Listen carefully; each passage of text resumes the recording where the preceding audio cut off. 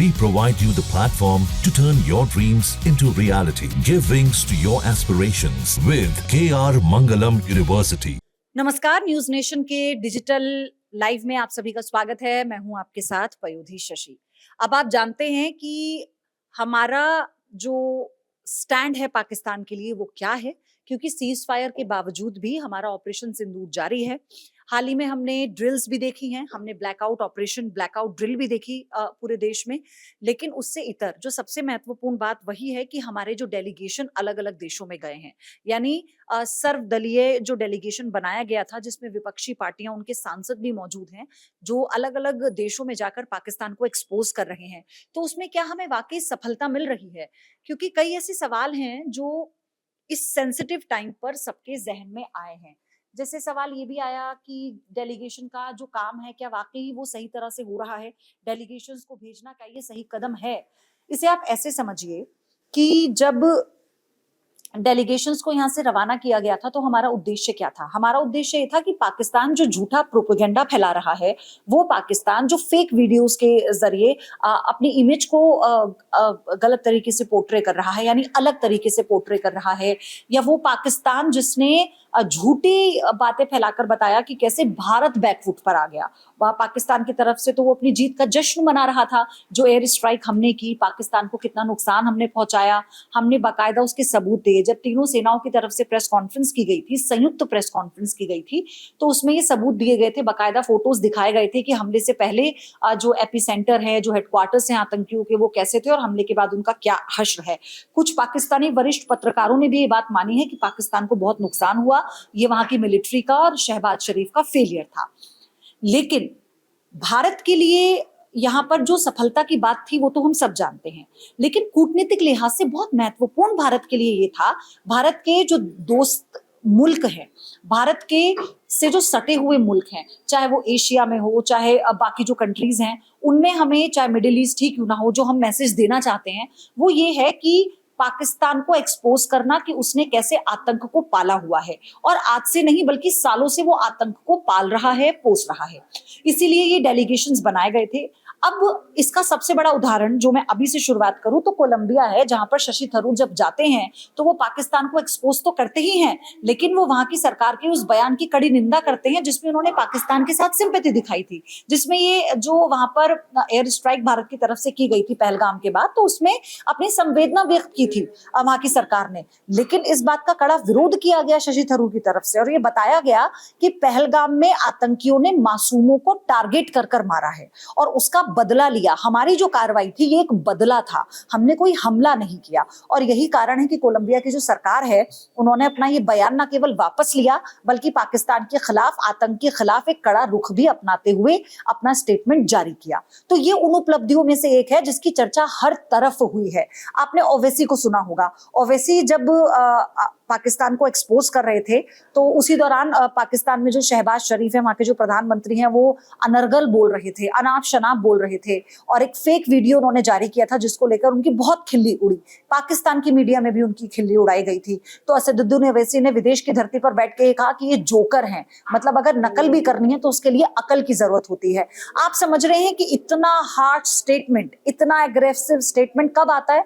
जब आप बहुत मजबूती के साथ अपना पक्ष रखते हैं। तो मजबूती क्यों? मैं एक एक करके इन पॉइंट्स पर आ रही हूँ। ये जो कॉन्फिडेंस है भारत में, भारत के जो डेलीगेशंस हैं उनमें कैसे आया? क्यों?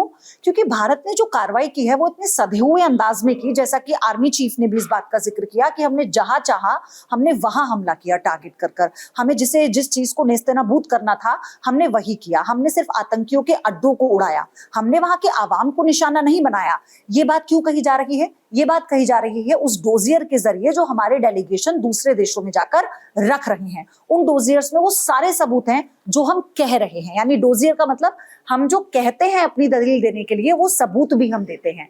तो अब सवाल यही है कि क्या वो जो डोजियर दिए जा रहे हैं उनसे वाकई कोई फायदा होगा, या फिर इसका कितना असर होगा जो हमारे डेलीगेशंस अलग अलग देशों में गए हैं? क्योंकि कुछ विपक्षी इस बात को कह रहे हैं कि ये इसका मजाक भी उड़ाया जा रहा है। इसमें यह भी कहा जा रहा है कि आपने सीज फायर पर सहमति बना ली, फिर आप डेलीगेशन को भेज रहे हैं और आप ये बता रहे हैं, तो बताने की क्या जरूरत पड़ी? देखिए, कूटनीतिक लिहाज से ये बहुत जरूरी होता है। एक तो विदेश नीति हमारी, दूसरा आपको याद होगा कि जिस तरह के हालात इस वक्त पूरे विश्व भर में चल रहे हैं, चाहे रूस यूक्रेन का युद्ध हो या फिर इजराइल और हमास के बीच में, इजराइल और जो बाकी जो मिडिल ईस्ट के जो देश है उनके बीच में जो युद्ध हो, आप देखिए कैसे हालात हैं। इसमें ट्रंप का रोल कितना अहम कैसा यहाँ पर निकल कर आया, जिसमें उन्हें अपने इतने हल्के स्टेटमेंट वो देते रहे इस दौरान कि उन्हें अपने स्टेटमेंट को कई बार बदलना पड़ा। उन्होंने मध्यस्थता की बात की तो उन्हें बदलना पड़ा। अब वो रूस और यूक्रेन में भी मध्यस्थता करवाना चाहते हैं, लेकिन पुतिन की जो आंखें हैं वो इस वक्त खुली तरह से वो दिखा रहे हैं डोनाल्ड ट्रंप को। वो ये बता रहे हैं कि आपके कहने से कुछ नहीं होगा, मैं स्वतंत्र हूँ, अपने देश में लिए गए सारे फैसले मैं खुद लेता हूं, और युद्ध होगा या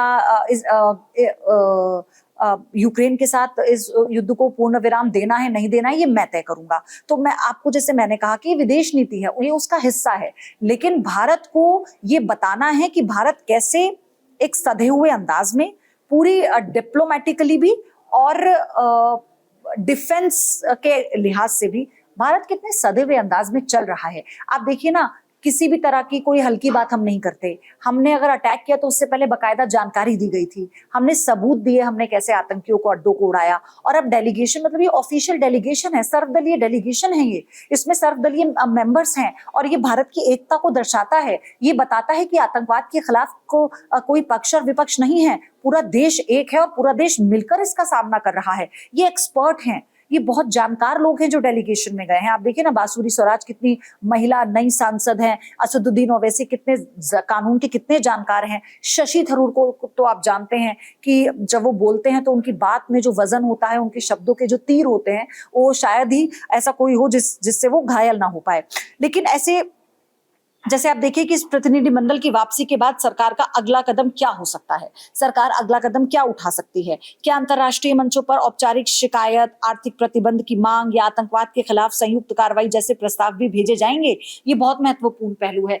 क्या अब आपको लगता है कि हम अब जब हमारा डेलीगेशन डोजियर के साथ तमाम देशों में जाकर पाकिस्तान को एक्सपोज कर रहा है, तो क्या आने वाले समय में हम इतने मजबूत हो सकते हैं कि हम इस तरह का कोई प्रतिबंध लगाने की मांग कर सकें? क्या यूएन में हम किसी और नए प्रतिबंध की पाकिस्तान के खिलाफ आतंकवाद के लिहाज से कोई मांग कर सकते हैं? और जो भारत ने जीरो टॉलरेंस टू टेररिज्म की नीति की बात की है, इस नीति की सफलता किस चीज पर निर्भर करती है? सिर्फ हमारी सेना की ताकत पर या दुनिया की नैतिक और राजनीतिक साझेदारी पर?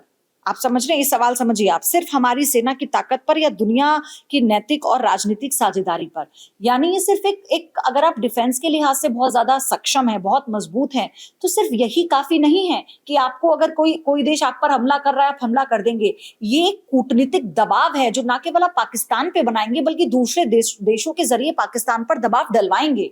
तो ये जो स्ट्रैटेजी है ना, ये बहुत ज्यादा बड़ी है। तो हमें थोड़ा इंतजार करना होगा, जब हमारे डेलीगेशन वापस आते हैं फिर हम ये देखेंगे कि किस तरह का, क्या कोई प्रेस कॉन्फ्रेंस होती है, जॉइंट स्टेटमेंट आता है, या फिर हम ये भी देखेंगे कि क्या ये डेलीगेशन के जो मेंबर थे, ओवैसी, थरूर जैसे, क्या ये लोग कोई प्रेस कॉन्फ्रेंस कर बताते हैं कि किस तरह का इनका अनुभव रहा। और फिर हमारा जो विदेश मंत्रालय है उसका अगला कदम क्या होता है, हमारे डिफेंस मंत्रालय का अगला कदम क्या होता है, सरकार का अगला कदम क्या होता है, ये भी देखने वाली बात होगी। तो इस पर ऐसी छोटी छोटी बातें हम आपसे करते रहेंगे, ऐसी जानकारियां आपको हम देते रहेंगे। धन्यवाद। जहां भक्ति है हर शब्द में, कथाओं में छिपे हैं दिव्य रहस्य, और ज्योतिष देता है जीवन को दिशा। धर्म से जुड़ी हर बातों को जानने के लिए हमारे चैनल स्तुति को सब्सक्राइब करें। चैनल पर जाने के लिए इस लिंक पर क्लिक करें।